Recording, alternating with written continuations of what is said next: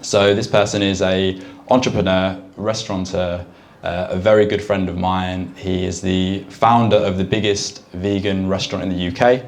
He is also helping the youth of today with his football academy and doing about 1,000,001 other amazing things, and I can't wait to see all the achievements he's going to have. I know that the stuff he's going to talk about tonight is amazing, very actionable stuff, principles that are going to help us day to day that we can apply outside of this room. So it's my absolute pleasure to introduce the amazing Loui Blake.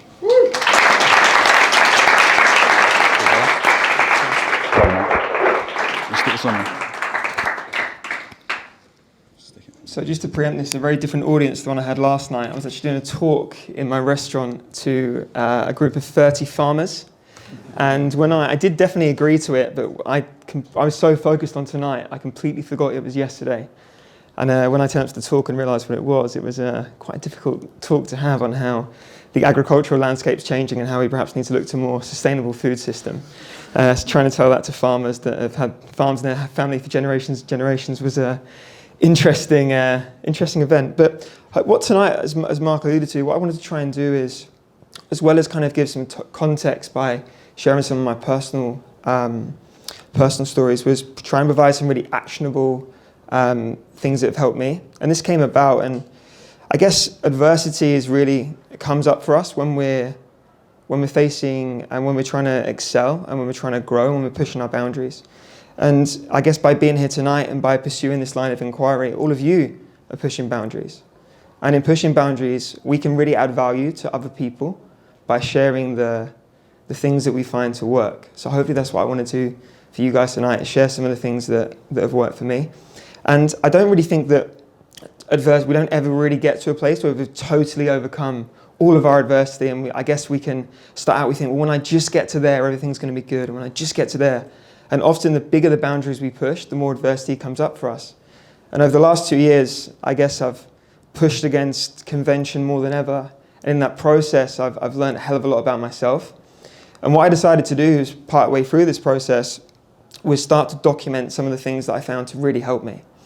I started writing, and it ended up manifesting itself as a skeleton of a book.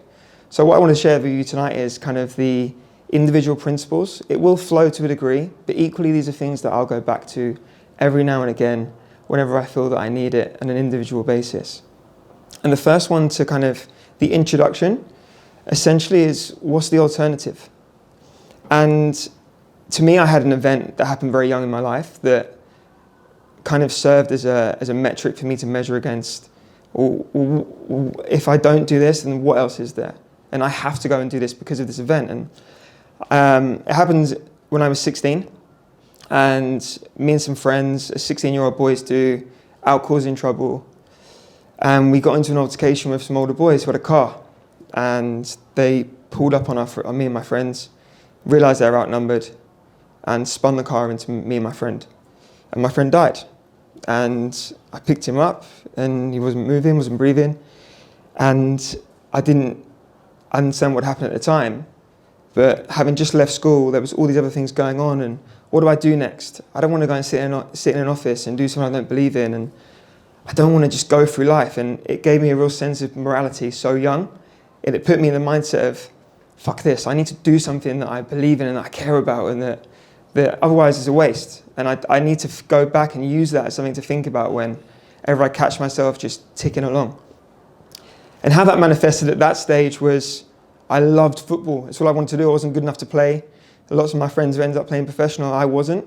So I set my intention on really caring about doing something that I loved. Later, that turned into doing something that made lots of money. I lost my way a little bit.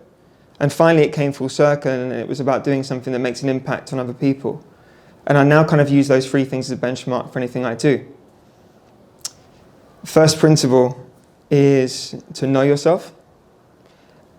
What I've realized is I kind of have a lot of people that say they're going through adversity, and when I ask them, like, what do you actually want, and what makes you tick, and what's actually going on, they don't really spend much time with themselves. And I'm so glad Natalia led the meditation, because it's a practice that I've been able to use in my life that's really helped me to be still and understand what's going on in my head, in my body, in my life. For many of us, we wake up, we're late, we check our phone, we eat breakfast, Most of the time it's sugar, it's processed, it puts our body in a state of dis-ease. We rush to work, we're busy, we're chasing. We get on lunch, we're on our phone. We're not looking at our food when we're eating it, we're looking at what's going on the phone, we're not present with the people we're talking to. We go back to work, we leave work, we rush home, we've got something we've got to get to. We get home from them, we're tired. We sit in front of the TV and we can't really bother to cook, so we deliver some food in. We watch some crap TV that does nothing for us, and we go to sleep and we repeat the cycle. And because of the impact that has on us, we get to Friday and we need to release. So we go out and we get pissed. And Saturday we feel crap, so we might go and play football, but again, Saturday night we do the same thing, and Sunday's recovery. And this was my life, and I thought I was a high achiever at the time because I had businesses, and found myself at 21 owning a nightclub, owning a football academy, owning an events company, started a vodka brand. I'm successful, but I don't know myself. So at 21 I discovered meditation, and it was through sitting with myself I got to know myself. How am I actually feeling? Or when I get up and rush to eat breakfast, hang on a minute, I'm actually hungry? Or is the cultural narratives that suggest that we have to eat as soon as we wake up overruled how I actually feel in myself? So by sitting with myself, I can ask, am I actually hungry? What's actually going on? When I feel a little bit anxious or a bit tired, I sit with myself and hang on a minute, how am I actually feeling? What's causing this? And it's very, very rare that we stop to ask ourselves how we're actually feeling. Equally, we make decisions without knowing ourselves well enough to know how we're going to respond to those decisions and the situations that we put ourselves in. A key way to do this is to ask other people, what do I do a lot that isn't productive for me? How am I sabotaging myself? And often I can analyze past challenges to understand the things that perhaps I've done in my own behavior that have gone wrong and caused me to be in a state that isn't beneficial. So part one, get to know yourself. In knowing yourself, you can confront trauma that's happened. I pushed that event to the back of my conscious. I didn't want to think about that. I didn't want to consider the impact that had on me at that time as a 16-year-old boy. But from sitting with myself, and there's other things you can do to sit with yourself, I had to feel like I have to deal with it. It's no good pushing to the side. I've got to sit and confront it and go through that process. Know yourself. When you know yourself, it's time to create the driver. And life can happen to us, or we can, to a degree, try and happen to life, and we can set things in place that allow us to do that. The way that manifests for me in a practical sense today is my morning routine. That rush thing that I mentioned that I used to do, I don't do that anymore. That late night Netflix binge, I don't really do that anymore. So I get up an hour earlier. The first thing I do is I hang for as long as I can. I sit in a squat for as long as I can. I stretch. Come into my body, feel what my body needs. Sit still and meditate. Drink lots of water. Have a cold shower because it's something challenging. And tell you what, this morning was horrible at 4 a.m. when I had to drive down to London, get in a cold shower when it's cold outside. But meeting a challenge first thing, not just the physical impact, but the psychological impact of doing something I don't want to do first thing in the morning. And that then sets the tone for my day. If there's ever a day that I miss that and I don't go through that morning routine, I find that my day doesn't flow quite so well. So that morning routine has been instrumental for me. What else can I do to create the driver? Well, when I'm on the way to work and I'm listening to music, I try and listen to a podcast every day. I try and read on the tube instead. Rather than sitting up and watching pointless TV, I'll go to bed a little bit earlier. Within creating the drivers, where we create our habits, and these are habits that allow us to improve. Book suggestion, there's going to be a few of these as we go. It's a book called The Slight Edge. I'm not sure if anyone's read it. And it talks about all the decisions we make every single day. And if one day you decide to meditate, is it going to make a huge amount of difference? If you do it like Natasha does, maybe. But maybe not. But how about when you meditate every single day for a week? And then every single week for a year? And these slight edge decisions are so important in enabling us to be the best person we can be. Another way that I create the driver is I have a list of mantras. I'll share some of them with you. This is part of my meditation. When I finish meditation, I go through these mantras, and these are things that I can turn to when things get difficult. These are little sentences that I keep on my phone that are super impactful. I create my world through my thoughts, my words, and my actions. I believe that I can think, speak, and action things into existence. I know that I can.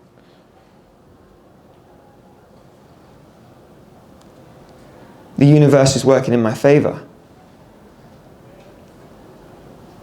Nature loves courage. It's a Terence McKenna quote, if anyone knows who Terence McKenna is. I make the commitment and nature responds. These mantras have been incredible for me. Today, I had a slight edge mantra pop into my head. How I do the small things is how I do everything. I was about to order lunch in the restaurant. I was about to get the burger. And I thought, no, I've got to get the smoothie and the salad. Trying to train at the minute, I'm trying to get in shape.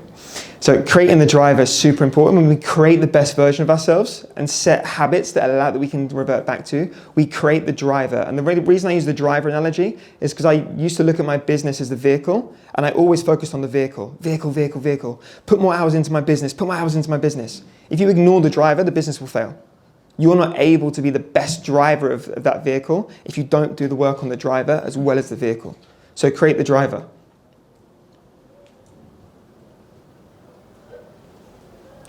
Paint the picture. When you ask people what they want, it's like, yeah, I want a big house, I want a car, I want to be successful. That's such a cop-out. What does that even mean?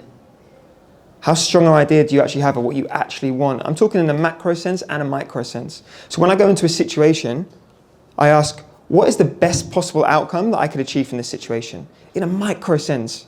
Had a meeting this morning that I was really excited about, and I was so excited I almost forgot to do it, and I stopped myself, stillness. What's the best possible outcome that I could hope for from this meeting? In a macro sense, what do I actually want? And not only what do I want, what does it look like? What does it sound like? How would it make me feel? Paint the picture and revisit it day after day after day after day. That's the level of commitment it takes. Otherwise, it's guesswork. You're hoping. You're just wishing it away. Paint the picture. Be very, very clear. Some of the practical ways you can do that. Create a vision board. Put it on the back of your phone. Put a picture on the fridge. Write it out. The way that I've done it recently that I found really impactful is I've written a sentence attached to each area of my life in the form of a mantra. What I want to achieve. I can attach it to a business. I can attach it to my own personal development. So painting the picture I found to be really important. In knowing yourself, in painting the picture, it's about now you creating set and setting.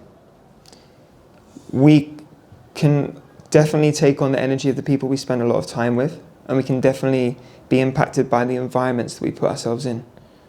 So if you're stuck in a friendship group that perhaps exhibits quite negative behavior that doesn't necessarily align with where you want to go, and you can make excuses for that. This who I grew up with, it's my family, they're my football mates, whatever it might be, just understand that set can really impact you without you understanding and make things very, very difficult for you.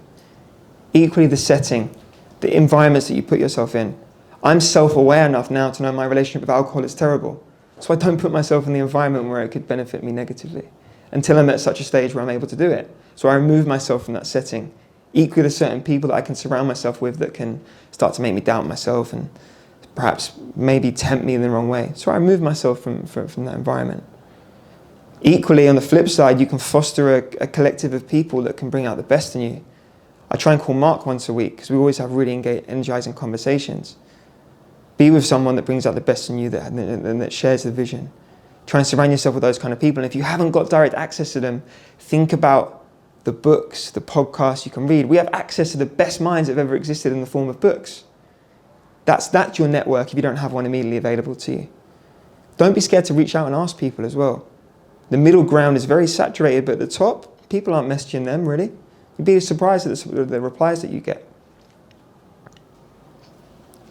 Of course, this is all useless without stepping forward and taking action. So the next step is step forward. We're the secret generation. Well, if you just visualize something, it's going to come to you, don't worry about it. Sit back and wait for it to come. There's a second part to that. Yes, visualize it. Yes, feel it. But then go out and action it. And be willing to fail fast. We're so wrapped up in our ego most of the time. We don't want to let people see us fail. There's so much value in being authentic and displaying your true self. We have an obligation as achievers to be our true selves, but equally we have an obligation to our visions to go out there and execute against them and fail. I told Mark on the first podcast I failed 12 businesses. I'm 29. It's embarrassing. It's costly. Overall, it's shit to fail, right? But equally, it's put me in a position now where I didn't go to university, didn't go sixth form, but I've got a pretty good idea about how to set up and scale a business. But I've learned that through all of the failures that have come along the way. So be willing to fail fast and reimagine the way that you view your failures as the seeds of the growth that you need to achieve what you want. When you go out and set massive goals, the universe is going to be like, you really want that? Okay, overcome this. By overcoming this, is going to give you exactly what you need to go and get it, but you've got to overcome that first. And without that, you ain't going to get it. And then you don't really want it. It's going to test you, of course. The goal for this year, last year for me, was to open the UK's biggest vegan restaurant in a small city that has a strong agricultural background where they don't really want vegan food. That was a test. Can I then do that in central London in the same year? I made a commitment to my best mate that we'd start a football academy together. Didn't plan on the restaurant opening at the same time. All of a sudden, the football academy starts scaling really quickly. I've got 3 startup businesses that I have to manage, and I'm the driver in each one. That was a challenge. It was shit at times, but I got exactly what I needed. The next one is, when you're going through it, come back to being of service to other people. Think about how you can create massive value for other people in everything that you do. That's been one of the most impactful things for me, is that prosperity is founded on a law of mutual exchange. You only prosper by helping other people prosper. You get what you want by helping other people get what they want. It can be something as simple as sharing what you're going through and helping somebody else. In your business, you're only going to get value by giving other people value. You're only going to really prosper by helping other people prosper. And I think that's one of the things that we forget. We become so warped in what we're going through and the challenges that we're facing. We forget that it actually feels great to go out and help other people and go and add value to other people's lives. And that's something that can really help pull us out of that trap. I think about entrepreneurship in particular. I think the most underrated skill in the world is resilience and the ability to keep going. And I guess many of you will have businesses and know this, that it's definitely not easy. When you're creating something for the world, you're exposed. You're seeing a part of yourself being put out there and being ripped apart at times by people. Having that resilience to keep going comes back to adopting the previous things I've spoken about. Clarity of vision, doing work on yourself, returning to those key habits, finding connection in other people, building that support network around you. Viewing those failures and those challenges as the seeds of the growth that you need. Reimagining the way you look at them. Not, why is this happening to me? What is this trying to teach me? And if I look back now and some of the hardest things that have happened in a business sense, some of the best things that have happened to me, some of the absolute best things that have happened have come from huge failures. I'm going to give you a really recent example that I've never spoken about. When I launched this restaurant, it was every penny that I had in the world I put in. And at this point, I had enough to pay the down payment and pay the first few months' rent. It was a state. But I believed in it so much. And what started happening is people started coming to the fold and supporting it. And I was able to bring other people in and we made it work. We opened. I was working 16, 18 hours a day, 7 days a week. 12 weeks in, killing it. It was busy. It was exactly as I'd visualized. I'm going to LA for a week to chill out because I'm shattered. I get there, the day I get there, I get a phone call. The head chef's walked out and he's taken the sous chef with him. We don't know what to do. There's no recipe books, there's no food bibles, there's no details for the suppliers, there's nothing. I've got a restaurant full of people during lunch service that are expecting their food. What do I do? How that played out was that it's very difficult to get a decent plant-based chef in Norwich, funnily enough. We're already in a market that is very difficult. Hospitality is very difficult, but when you're a specialist like that, it's even more difficult. 2 months go by, I still haven't sorted it. The reviews start getting worse. We start losing money. We've gone from turning profit week on week to losing money week on week, and we didn't really have any backup cash. In the month of November, I lost over £30,000 in 1 month. This is a self-funded enterprise, by the way. This is me and my business partner. This isn't any big investor coming to help us. At that point, it's coming up to Christmas. It's grey outside. I'm sat there trying to work out how I'm going to pay the staff, trying to work out how I'm going to pay the VAT bill. Got no idea how I'm going to get out of it. Today, we were launched on crowdfund to launch our second site in Brighton. We've raised 50% of the round already. It went live today. We're going to open a second restaurant in February. The first restaurant has now had its 3rd month in a row turning profit. I brought it back from 30k debt in 1 month to turning profit 3 months in a row this year. I didn't know anything about hospitality. At that point, the one thing that got me through that, and it helped my resilience, was the purpose as to why I was doing what I was doing, and reimagining the business as an entity and the vehicle to achieve what I wanted to achieve in the world, through being self-aware enough to understand why I'm doing what I'm doing. And for me, the belief is that I want to help people be healthier, more sustainable, and I want to make a positive impact on the planet. And that pulled me out of that hole to keep going and turn things around. And actually in that process, what happened, the reason that it happened, that I'm so grateful for, is that I didn't know a fucking thing about running a restaurant. And it helped me learn how to run a restaurant, because I had to learn very quickly how to make it work. I wasn't the right chef. I had to work out the recruitment process and find the right person that's going to work. I learned that you have to bring people in and make them part of the vision, not just hire them, not just a transactional exchange. It has to be more than that. They have to buy into why you're doing what you're doing. The next one is the metrics that you attach to how you measure how successful you are. And as I said, for me in the early stages, it was all about doing what I loved, right? Football. I love playing football. That was how I measured it. If I enjoy it, it's worth it. Then it became, well, I love making money. Now it's got to be about that. That's my metric. Then I realized that actually making a lot of money and that being your value isn't really that fulfilling. Defining your own success metric based on how you'll determine how successful you are is fundamental. I measure success by how much impact I can have on other people based on at the intersection of what I'm trying to achieve and what they really need. So setting your own success metric, huge. I've only got 2 more, Mark. I see you checking your watch. Sorry, mate. I'll make it quick. Something that I'm really bad at, that I'm trying to get better at, is celebrating the wins. Because if you just keep constantly grinding it out and next level, you don't ever really stop and appreciate what you've done. And when you can be so focused on achieving more, you're never grateful of what you have. It's impossible to bring more into your life until you're grateful for what's already there. So yes, walk upon the ceilings as new floors as you overcome your challenges, but equally stop and recognize the challenges you've overcome and use that as a basis for working back to. Remember when I did that? I can definitely achieve this. Gratitude is foundational. Without gratitude and without appreciation of what we already have, it's impossible to bring more into our life. And the last one is when you know, teach. Not teach in a sense that I'm better than you. Not teach in a sense that I know more than you or that speak down to someone, but share your experience. Everyone in this room can add value to each other. I'm so excited to hear the other people speak, but I'm equally excited to chat to all of you. You all would have had an experience that I can benefit from and vice versa.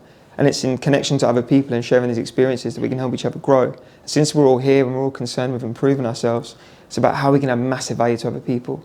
So if you see someone going through adversity and you have something that's helped you, or you speak to someone as someone you can contribute, don't be afraid to reach out and share with them. What I also found in the football sense is the minute I started teaching other people, it made me a better player because I started looking at the game differently. In the practical sense, when we teach other people, what that showed me is that we have to really delve deep into exactly how it works for us, and it helps us understand it. In writing these principles, it's now helped me as have something to turn back to when I'm going through it. I go back to these principles and I go through each one and make sure I'm ticking that box. And often when I do it, it helps me feel 100 times better. I want to say thank you to Mark for starting the podcast and for doing this event, because when Mark and I met and recorded the first podcast, I asked him some of these questions. So how are you going to measure how you're successful and what's it going to look like? So I think I want to do events. I'll do it then. When are you going to do it? And I stuck it on him a little bit. I said, when's the event going to be, Mark? So it's great to stand here and be part of the event, and well done, man. I appreciate you having me, and I appreciate all of you listening to my reading from my hand talk. Thank you.